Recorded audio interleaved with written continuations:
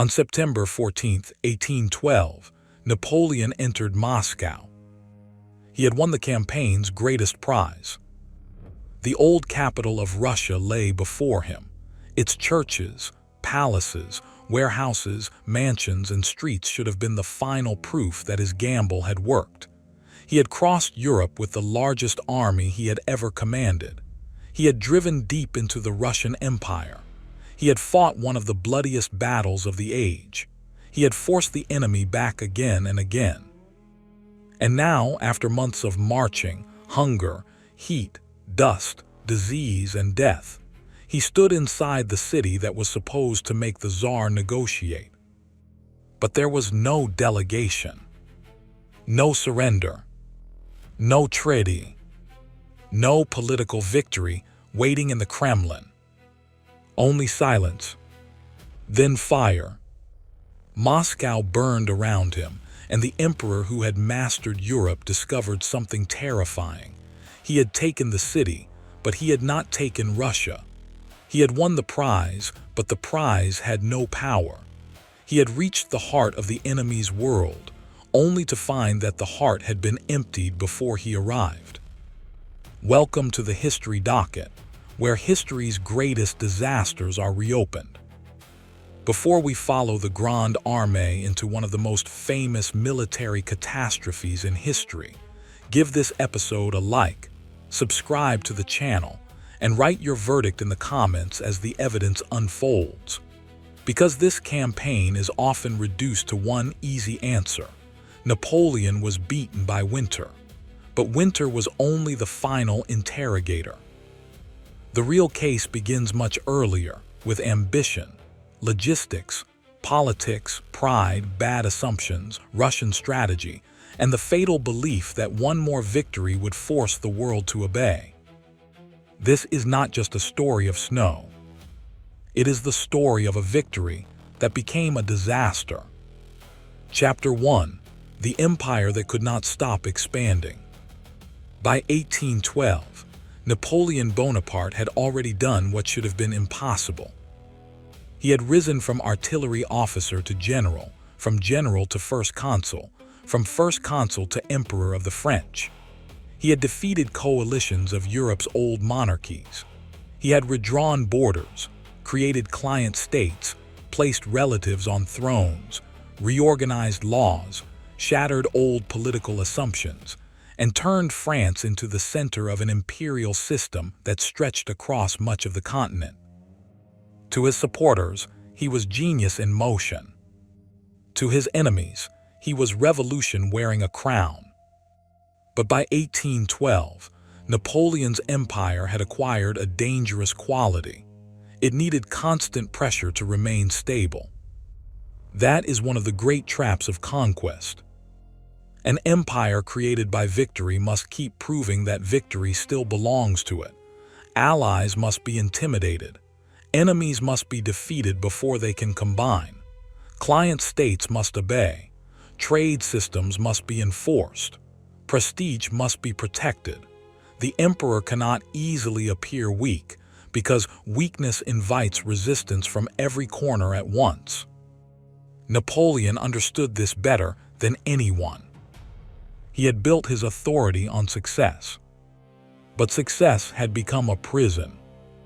After the Treaty of Tilsit in 1807, Napoleon and Tsar Alexander I had appeared to stand together as the two great arbiters of continental Europe. They met on a raft in the middle of the Niemen River, a scene almost theatrical in its symbolism.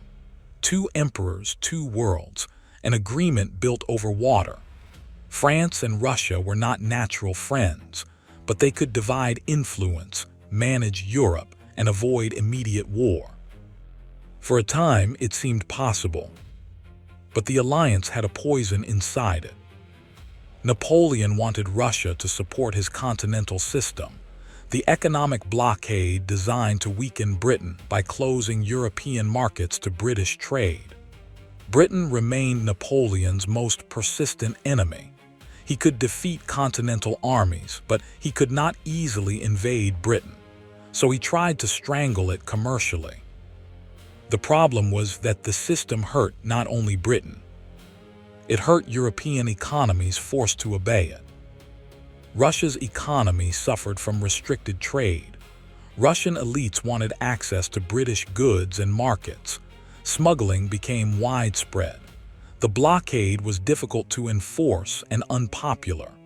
Alexander grew increasingly unwilling to damage Russia's interests for Napoleon's strategy. There were other tensions. Napoleon's creation of the Duchy of Warsaw alarmed Russia because it raised the specter of a revived Poland on Russia's western frontier. Polish national hopes and Russian imperial security were difficult to reconcile. Napoleon's marriage politics also caused friction. His empire was becoming too large, too demanding, too close. By 1811 and 1812, the alliance was breaking. The question was not only whether France and Russia would remain friendly. The question was whether Napoleon could tolerate Russian independence inside a European order. He expected to dominate. For Alexander, the question was different. Could Russia remain a great power if it obeyed Napoleon's economic and political commands? Both men saw themselves as defending necessity. Both men believed backing down would cost prestige. Both men thought in imperial terms. But Napoleon had a habit that had made him great and now made him dangerous. When politics resisted him, he looked for a decisive campaign. When uncertainty grew, he sought battle. When opponents delayed, he tried to force them into the open. In much of Europe, this had worked. In Russia, it would carry him farther than his system could survive. Chapter 2: The Army That Looked Invincible. The army Napoleon assembled for the Russian campaign was enormous. It is usually called the Grande Armée, but the name can hide its complexity. This was not simply a French army. It was a multinational imperial force drawn from across Napoleon's Europe. Frenchmen, Poles, Germans, Italians, Dutch, Swiss, Croats, and many others from allied, subject, or dependent states. Some served with enthusiasm. Some served from obligation. Some were allies. Some were subjects. Some were men dragged into a war that was not truly theirs. Its size was part of its power. It was also part of its danger. The force that crossed into Russia in June 1812 numbered hundreds of thousands of men. Exact figures vary depending on what is counted: the main army, reserves, flanking forces, later reinforcements. But the essential fact is clear. Napoleon brought one of the largest armies Europe had ever seen. On paper, it was terrifying. In reality, it was a moving logistical emergency. An army does not live on glory. It lives on bread, meat, grain, water, fodder, shoes, horses, wagons, ammunition, medical care, road space, discipline, and time. Napoleon's earlier campaigns had often relied on speed, concentration, and living off the land. His forces moved fast, defeated enemies before they could fully coordinate, and fed themselves partly by requisitioning resources from the territories they crossed. In Central and Western Europe, where population density, roads, towns, and agricultural production could support armies more effectively, this method had often worked. Russia was different. The distances were vast. The roads were poor. The population was thinner in many of the regions through which the army moved. Supplies were harder to gather. The army's size meant it consumed everything around it quickly. The horses, so essential for cavalry, artillery, transport, and communication, required enormous amounts of fodder. Once horses began dying, the army lost not only mobility but the ability to move its own supplies and guns. Napoleon knew logistics mattered. He was not a fool, marching blindly into a blank map. Supply depots were prepared, wagons were organized, Magazines were planned. The campaign was not launched without thought. But the scale of the operation and the nature of the theater overwhelmed planning. That is one of the central lessons of 1812. A plan can be serious and still be insufficient.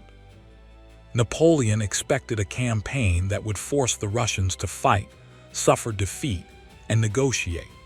He did not intend to wander endlessly across Russia hoping for symbolic victory. His system depended on decision. A decisive battle would break the enemy's will. A negotiated settlement would restore the imperial order. The army could then withdraw or settle into a political arrangement before ruin set in. That was the logic. It had worked before. But Russia was not obliged to behave like Austria or Prussia.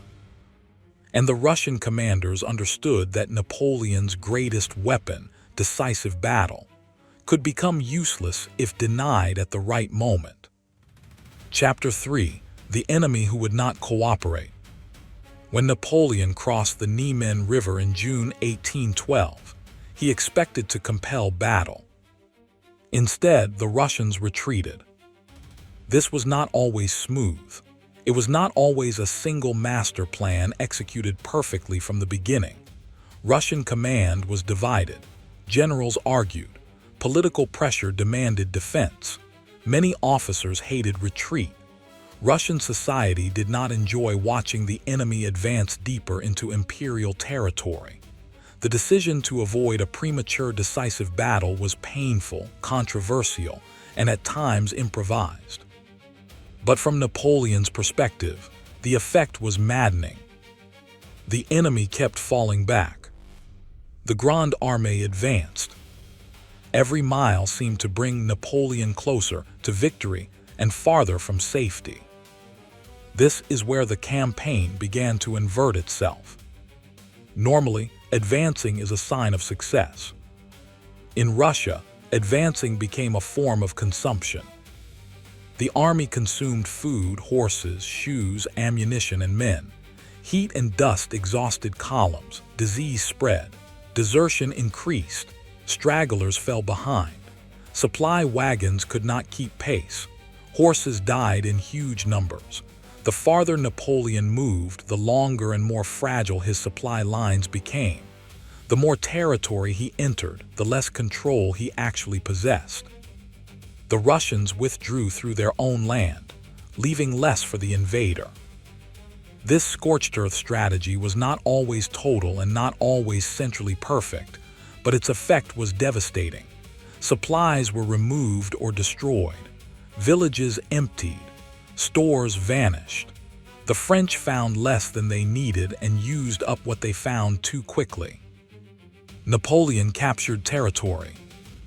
But territory without supplies is only distance.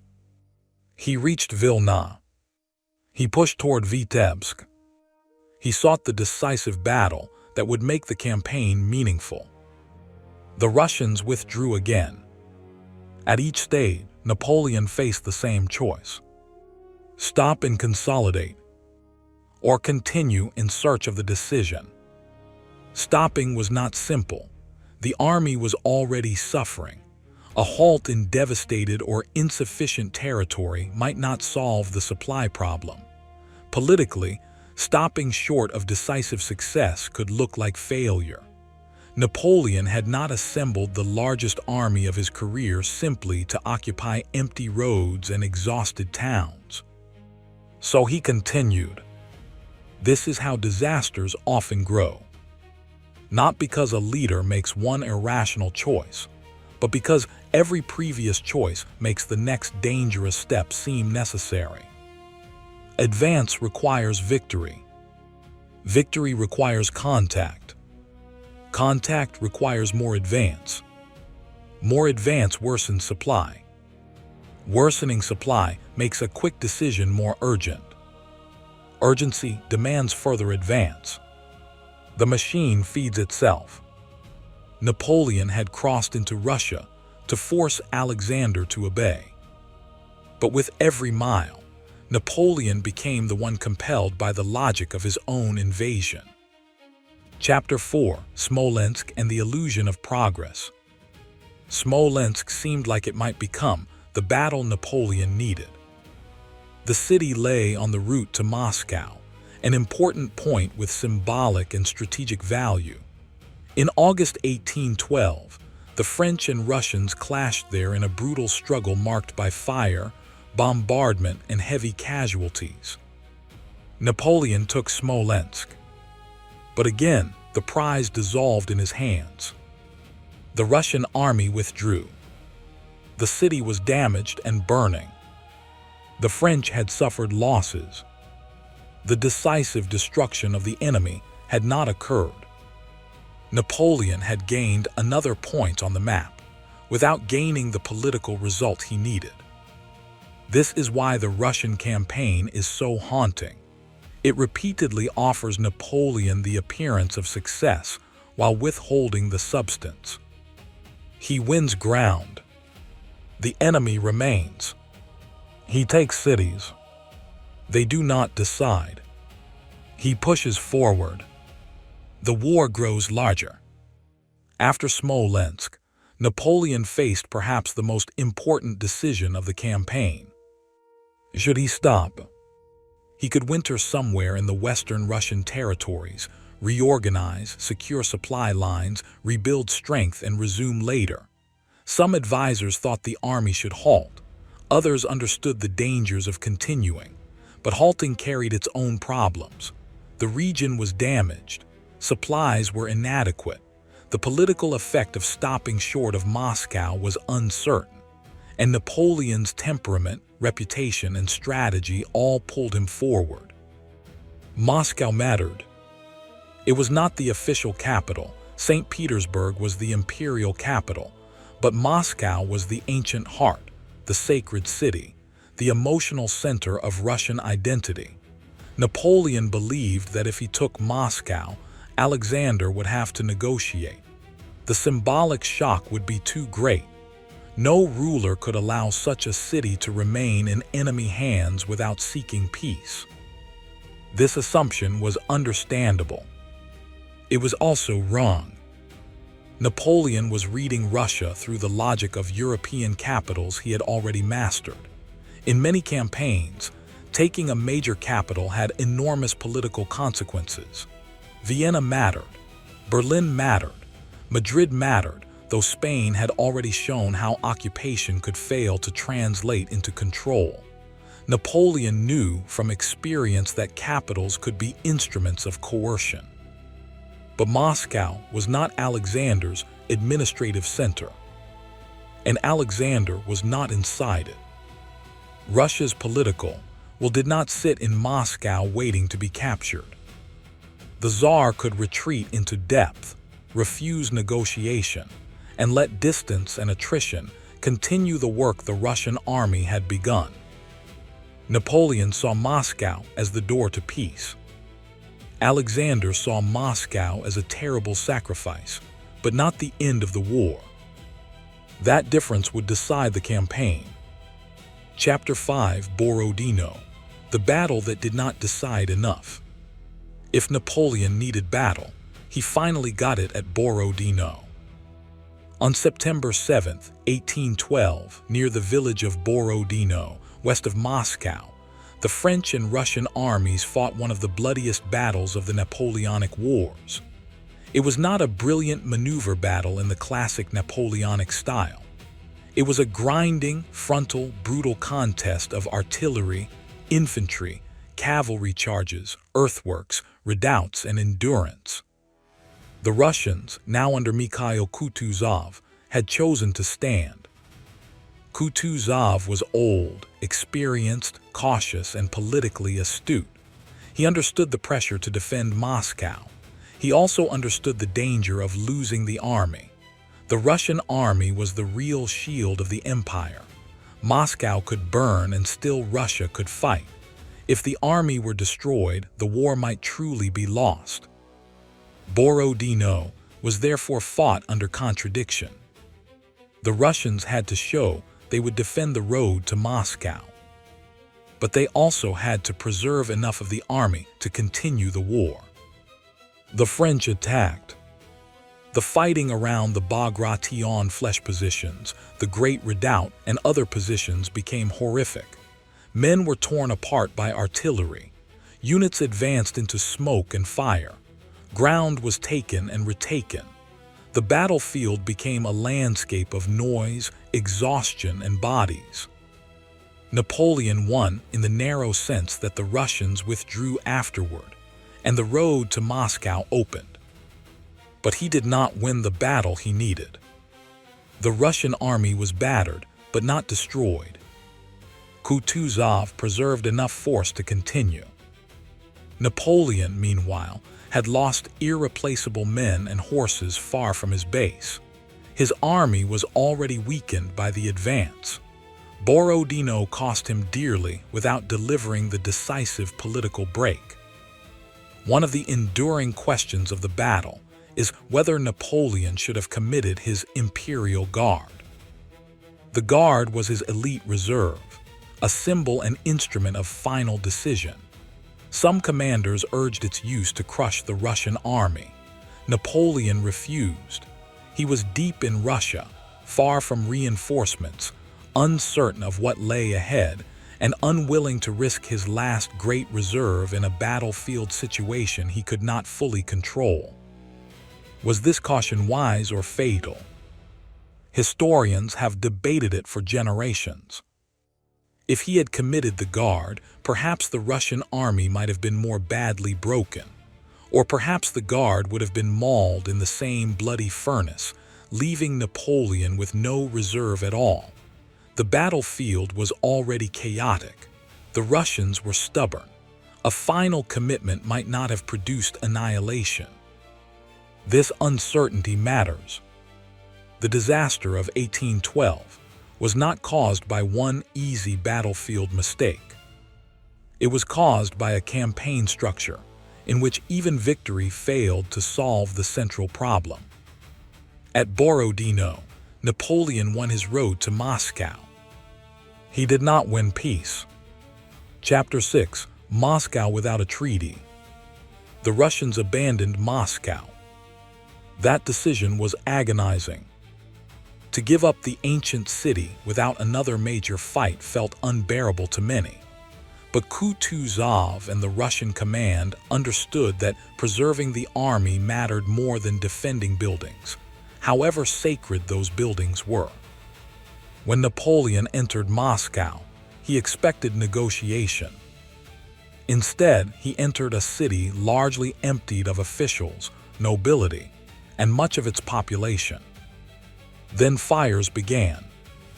The burning of Moscow has been argued over ever since. Some fires may have resulted from disorder, looting, accidents, and the chaos of occupation. But there is strong evidence that Russian authorities took measures that contributed to the city's destruction, including removing or disabling firefighting resources and leaving behind conditions that made fire difficult to control. The exact responsibility for every flame cannot be reduced to a single match in one hand, but the larger truth is clear. Moscow did not serve Napoleon as a usable prize. The city burned. Warehouses, homes, streets, and districts went up in flames. The French occupation became a nightmare of smoke, looting, confusion, and disappointment. Napoleon had imagined Moscow as leverage. Instead, it became a burned stage on which no one came to negotiate. He waited. That waiting is one of the most dramatic parts of the campaign, because nothing visible happens while everything collapses. Napoleon remained in Moscow for weeks, expecting Alexander to seek terms. He sent messages. He waited for responses. He tried to convert occupation into diplomacy. Alexander refused. This was the true defeat. Not Borodino. Not the first snow. Not the crossing of a river. The true defeat came when Napoleon understood, or should have understood, that Moscow had not forced peace. His entire campaign had been built around the expectation that a decisive shock would compel Alexander to negotiate. But Alexander's will did not break. Russian society, inflamed by invasion, sacrifice, and religious patriotic feeling, did not collapse into submission. Kutuzov's army still existed. Russian forces threatened Napoleon's communications. Winter approached. Supplies in Moscow were insufficient for long-term survival. The army was deep inside enemy territory, with no political result. The emperor had reached the city. The campaign had failed. But failure is hardest to admit at the moment when it looks most like triumph. Chapter 7: The Retreat begins. Napoleon left Moscow in October. By then, the Grande Armée had been transformed. It was still dangerous. It still contained veterans, officers, artillery, cavalry, and imperial discipline. But it was no longer the mighty force that had crossed the Niemen. It was hungry, exhausted, reduced, burdened with loot, weakened by disease short of horses, and moving through a land stripped by war. Napoleon hoped to retreat by a southern route through Kaluga, where supplies might be more available. But at Maloyaroslavets, Russian resistance blocked the path. After hard fighting and strategic uncertainty, Napoleon chose to return along the devastated Smolensk road, the very route his army had already consumed on the advance. This decision was catastrophic, but it was not irrational in a simple way. The southern route risked further battle and uncertainty. The army was damaged. Napoleon needed to preserve what he could. The old route was known, but known did not mean safe. The Smolensk road had been stripped, burned, trampled, and exhausted. The retreat became a journey through the army's own previous destruction. Men searched for food in villages that had nothing left. Horses collapsed. Guns were abandoned. Wagons broke. Discipline eroded. Units shrank. Stragglers were captured or killed by Cossacks, partisans, peasants, cold, hunger, and exhaustion. The Russian army did not need to fight one decisive battle to destroy Napoleon. It could follow, harass, block, and let conditions do their work. This was warfare by pressure. Kutuzov has often been criticized for not moving faster or striking harder. Some Russians wanted more aggressive pursuit. Others saw his caution as wisdom. He understood that Napoleon's army was disintegrating. A commander who risks everything to destroy a dying enemy may lose what patience would have won. The Russians suffered too. Their soldiers marched in brutal conditions. They also lacked supplies. They also died from cold, hunger, and disease. The campaign devastated not only the invader, but the land and people through which it passed. This is important. The Russian victory was not clean. It was purchased with burned cities, ruined villages, dead civilians, exhausted armies, and immense suffering. But strategically, Russia had done what Napoleon could not endure. It had turned space into a weapon. Chapter 8: Winter, the famous suspect. Winter stands accused in every popular account of 1812. And Winter was guilty. But not alone. Cold became a killer. Snow, ice, freezing nights, and bitter winds intensified the army's collapse. Men without proper clothing froze. Horses died. Weapons became harder to manage. Roads became more treacherous. Fires became matters of life and death. Exhaustion deepened. The retreat became a procession of suffering. Yet the first major damage to the Grande Armée had occurred long before the worst cold. Heat, disease, desertion, hunger, supply failure, forced marching, and battle had already hollowed out the army during the advance. Horses had died in enormous numbers before winter's full arrival. Men had fallen out before the snow became legendary. The army that left Moscow was already gravely weakened. Winter did not defeat Napoleon's plan. Winter punished the failure of Napoleon's plan. That distinction matters. If Napoleon had forced a decisive battle near the frontier, winter would not have mattered in the same way. If Alexander had negotiated after Moscow, the army might have escaped the full disaster. If logistics had been better matched to distance, if the army had halted earlier, if the retreat had begun sooner, if the horses had survived in greater numbers, cold would still have been dangerous, but not necessarily annihilating. Winter became catastrophic because it found an army already starving, disorganized, and far from safety. In historical memory, natural forces often become convenient explanations because they seem impersonal. Blaming winter allows us to imagine that human decisions were overwhelmed by destiny. It softens responsibility. It turns strategic failure into tragic weather. But the snow did not order the invasion. The frost did not choose Moscow as the objective. The ice did not wait 5 weeks for Alexander's reply. Winter was the executioner. It was not the judge. Chapter 9. The army comes apart. As the retreat continued, the Grande Armée lost its shape. Armies are made of organization as much as men.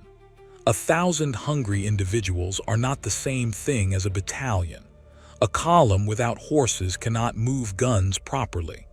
A cavalry force without mounts becomes infantry without preparation. A supply train without animals becomes abandoned wood and iron. Once the supporting systems collapse, courage cannot replace them. The retreat produced scenes of almost unbearable desperation. Men cut flesh from dead horses. Soldiers fought over scraps of food. Wounded men were left behind. Discipline survived in some elite units longer than in others, but the general direction was downward. The army became surrounded by death not only from battle, but from exposure, disease, starvation, and exhaustion. There were still moments of military skill. Napoleon did not become stupid because his campaign failed. His marshals did not forget how to fight. Rearguard actions, maneuvers, and disciplined movements saved portions of the army again and again. Marshal Ney, in particular, became legendary for his role in the retreat, leading remnants through desperate circumstances and earning admiration even in catastrophe. But tactical brilliance could no longer reverse strategic ruin. This is one of the great themes of the campaign. Napoleon's genius did not vanish. It became insufficient. That may be more frightening than the idea of sudden incompetence. If a fool fails, the lesson is simple: do not be a fool. But if a genius fails because the problem has outgrown genius, the lesson is deeper. It tells us that even extraordinary talent cannot always rescue a system built on false assumptions. By November, the French were approaching one of the most famous moments of the retreat. The Berezina. Chapter 10. The Berezina. The Berezina River became a symbol of disaster, but it was also a moment of remarkable survival. Napoleon's army needed to cross the river while Russian forces attempted to trap and destroy it. The situation was extremely dangerous. The bridges had to be built under pressure. Engineers worked in freezing water. Soldiers, stragglers, civilians, camp followers, wagons, artillery, and remnants of units crowded toward the crossing. The French managed to force a passage near Studienka. This was not a simple collapse. It was a desperate operational success inside a strategic catastrophe. Napoleon and his commanders avoided total encirclement. The engineers performed with extraordinary courage. Parts of the army crossed. The emperor escaped. But the cost was terrible. Crowds jammed the bridges. Panic spread. Many were killed, drowned, crushed, frozen, or left behind. When the bridges were destroyed to prevent Russian pursuit, those who had not crossed were abandoned to the enemy and the cold. The Berezina reveals the double nature of the campaign's end. It was both disaster and achievement. The French army was not completely annihilated there, and Napoleon avoided capture. In that sense, he escaped a trap. But what escaped was a remnant. The army that had entered Russia in imperial confidence was now a wounded skeleton moving west. After the Berezina, the retreat continued. The cold deepened. The numbers dwindled. The empire's greatest army had become a warning, moving through snow. Napoleon eventually left the army and hurried back to Paris. This decision has often been condemned as abandonment. It certainly looked harsh, but Napoleon had reasons. News of a coup attempt in Paris had shown that his political system could be vulnerable if he were believed dead or trapped. He needed to raise new armies, secure the empire, and manage the crisis at the center. The emperor understood that the military disaster in Russia would become a political disaster in Europe unless he moved quickly. But for the men left behind, imperial necessity was no comfort. They continued west without the man whose ambition had brought them there. Chapter 11: The Numbers and the Silence. The exact losses of the Russian campaign are difficult to calculate with precision. The army that crossed into Russia was enormous, but not all of it marched all the way to Moscow. Some forces operated on flanks, some were reserves, some joined later, some were detached. Records vary. Desertion, capture, disease, battle deaths, and missing men complicate the picture. But exact arithmetic is not needed to understand the scale. The Grande Armée was destroyed as an effective invading force. Hundreds of thousands of men were dead, captured, missing, or dispersed. The losses of horses were catastrophic. Cavalry and transport capacity were shattered. Artillery was abandoned. Veteran formations were gutted. The human and military capital Napoleon had built over years was consumed in a single campaign. Russia suffered enormously as well. Moscow burned. Smolensk and other places were devastated. Civilian populations endured requisition, destruction, displacement, hunger, and violence. Russian soldiers died in vast numbers from battle, disease, cold, and pursuit. A campaign can produce a victor and still leave everyone wounded. The silence after such destruction is difficult to imagine.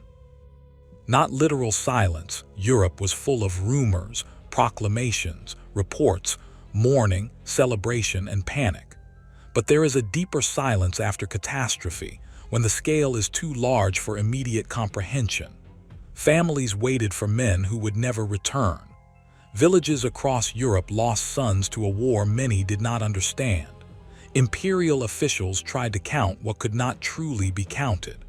Veterans carried memories that numbers cannot hold. Napoleon, however, could not afford silence for long. He had to act, because Europe had watched, and Europe had learned. Chapter 12: Europe Smells Blood. Before 1812, Napoleon had seemed almost inevitable. Not invincible in every moment, but historically dominant. He could lose battles or suffer setbacks, yet he always seemed capable of returning with new plans, new armies, new victories.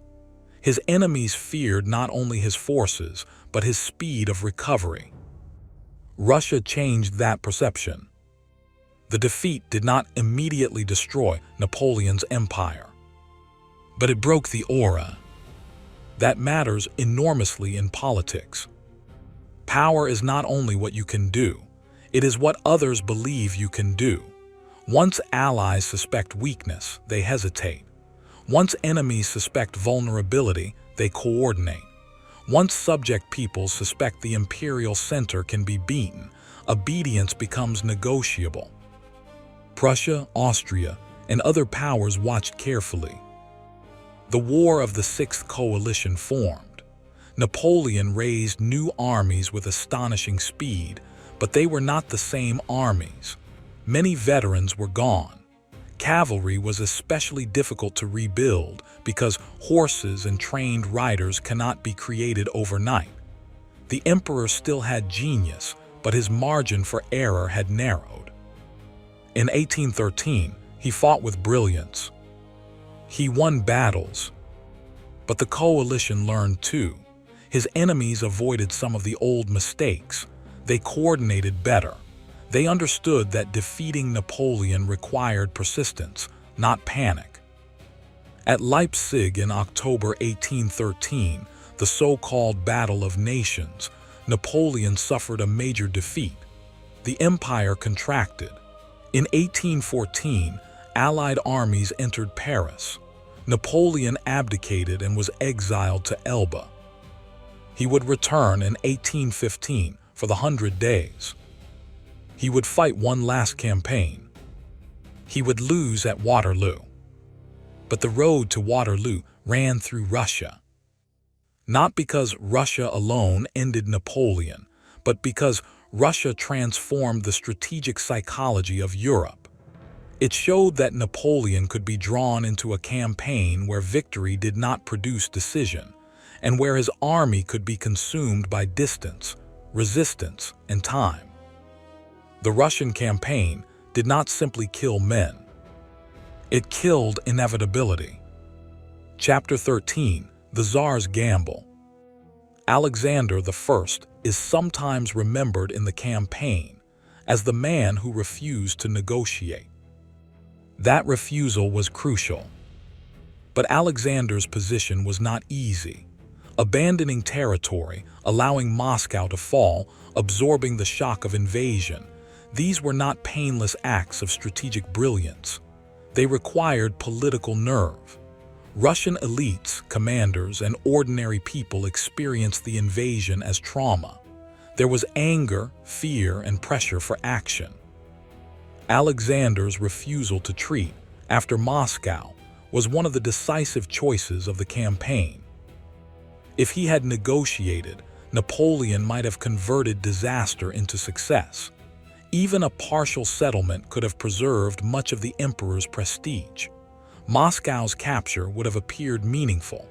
The Grande Armée might have withdrawn battered but victorious enough to sustain the imperial image.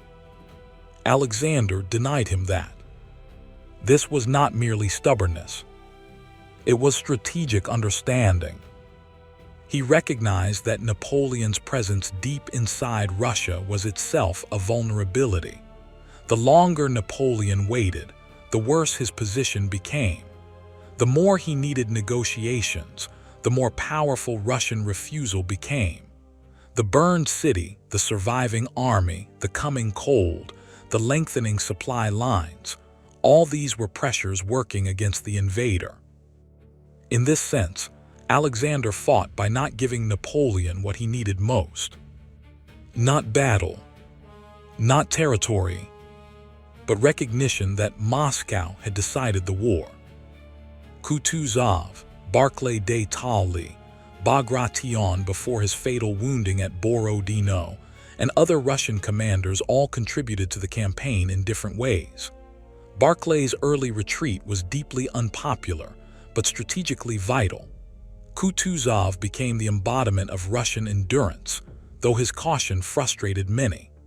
Bagration's fighting spirit mattered, and his death from wounds after Borodino became part of the campaign's sacrifice. Russian victory was not the work of one man.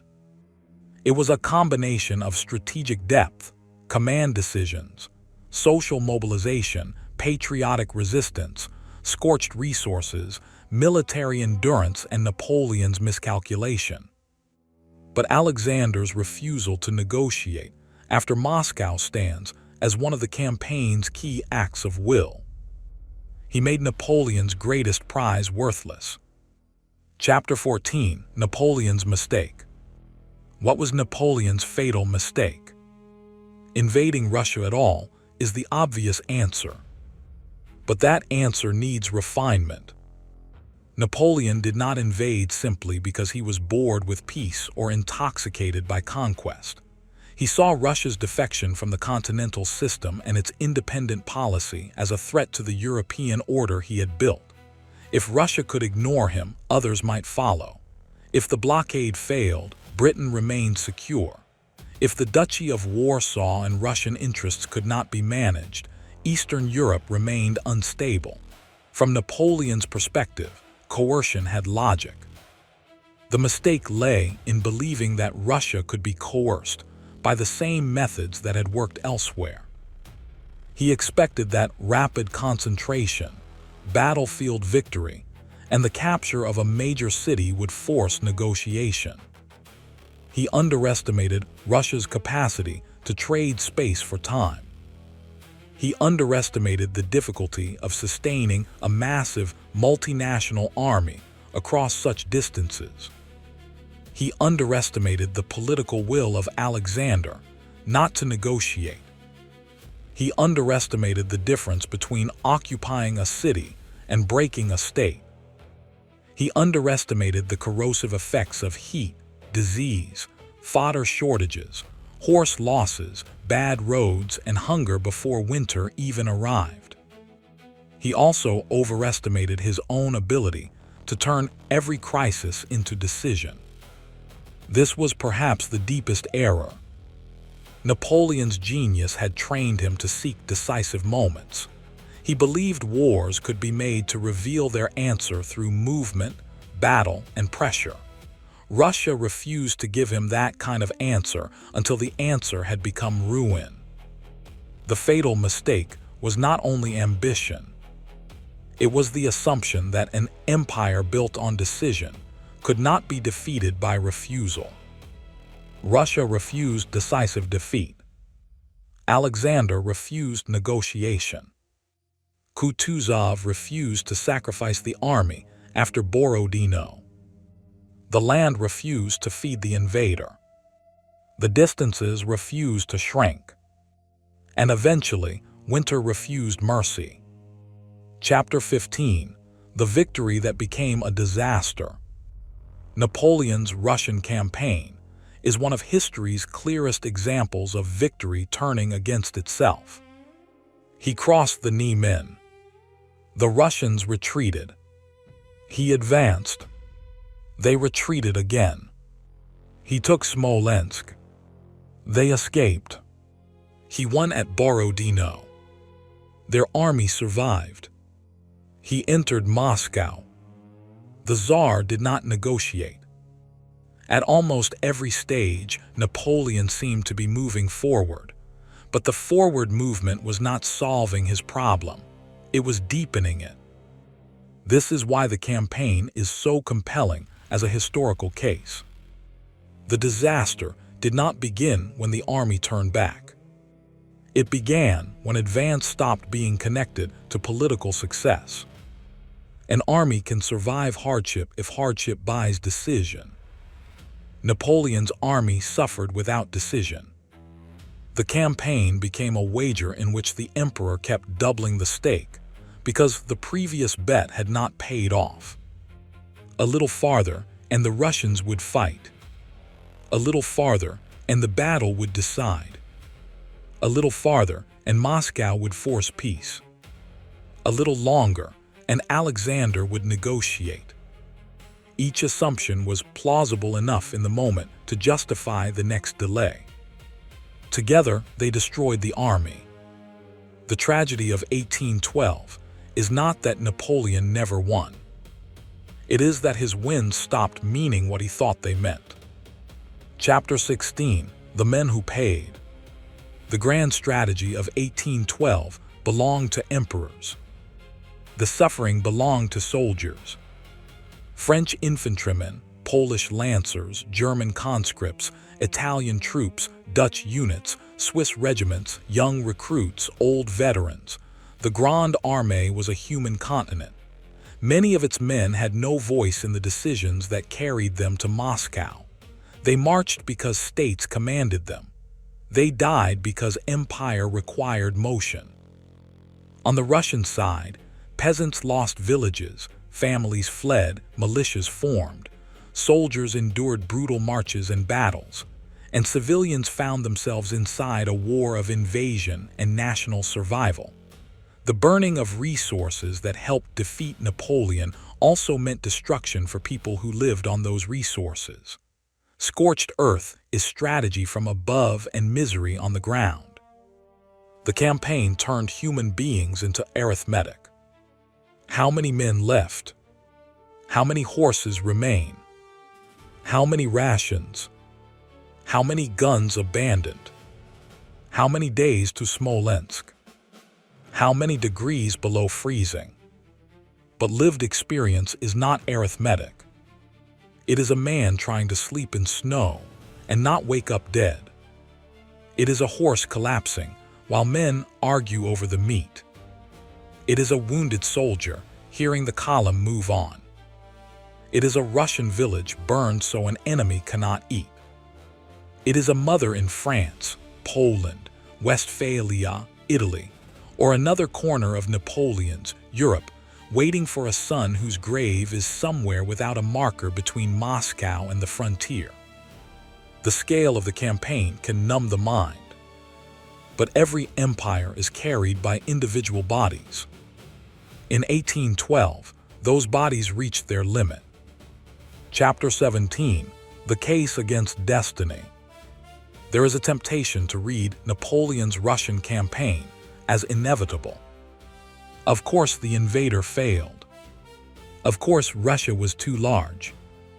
Of course, winter came. Of course, Moscow burned. Of course, Napoleon's ambition overreached. But inevitability is a luxury of hindsight. The campaign could have gone differently. A major Russian army might have been trapped earlier.